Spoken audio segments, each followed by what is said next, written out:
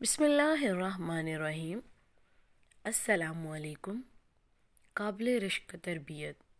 ایک شخص کہتا ہے، میری امی جب بھی مجھے نماز پڑھنے کا کہتی، ساتھ ہی میرے لیے دعا بھی کرتی جاتی اور کہتی، نماز پڑھو، اللہ تمہیں عزت دے، اللہ تمہیں نماز کی حلاوت نصیب کرے، اللہ تمہیں توفیق دے۔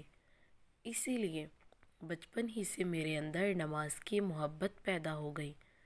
مجھے نماز پڑھنا اچھا لگنے لگا اور میں اپنی ماں کی اپنے لیے دعائیں سننے کے لیے نماز کا انتظار کرتا رہتا، اور میں اپنی ماں کو دیکھتا تھا، وہ ہر نماز کے بعد اللہ سے دعا مانگتی، اے اللہ میرے بیٹے کو نماز سے لطف اندوز ہونے والوں میں شامل فرما، اے اللہ نماز کو میرے بیٹے کی آنکھوں کی ٹھنڈک بنا دے۔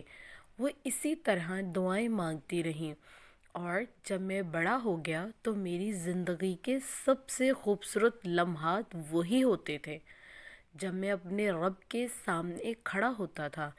مجھے نماز سے بہت محبت ہوتی۔ اپنے بچوں سے صرف نماز ایک لفظ جو ہے کہ نماز پڑھو، یہ کہنا کافی نہیں ہوتا، بلکہ انہیں ساتھ ہی یہ بھی بتانا ضروری ہے کہ نماز کیوں پڑھی جائے، نماز پڑھنے سے کیا ہوگا۔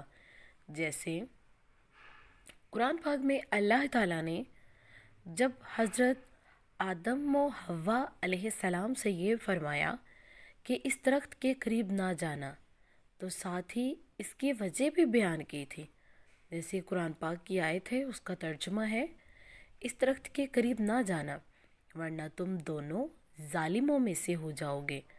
جب بھی اپنے بچوں کو کسی کام کا حکم کریں، ساتھ اس کی وجہ بھی بتائیں، جیسے نماز پڑھنے سے اللہ راضی ہوتے ہیں، تم بھی نماز پڑھو تاکہ اللہ تم سے راضی ہو جائیں، اور نماز خوش و خضوع سے پڑھو کیونکہ اللہ ایسے نماز قبول کرتے ہیں۔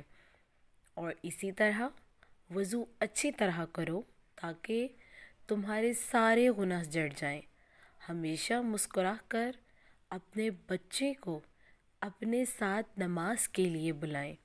ایک منظر جو میں آج تک نہیں بھولا، میرے والد جب بھی نماز کا وقت آتا، وضو کرنے کے لیے اپنی آستینیں اوپر چڑھاتے ہوئے ہمارے پاس سے گزرتے اور فرماتے، مومن اور کافر کے درمیان فرق نماز کا ہے۔ یہی وجہ ہے کہ نماز میری زندگی کا ایسا جز بن گیا جس کے بغیر میری زندگی ممکن ہی نہیں۔ رب اجعلنی مقیم الصلاۃ ومن ذریتی۔ آج کے اس دور میں بچوں کی ایسی تربیت کی بہت ضرورت ہے۔ بچوں کی آخرت کی فکر بھی والدین کو ایسے ہی کرنی چاہیے جیسے اپنی آخرت کی فکر کرتے ہیں۔ اللہ تعالی ہمیں حسن عمل کی توفیق عطا فرمائے، آمین ثم آمین۔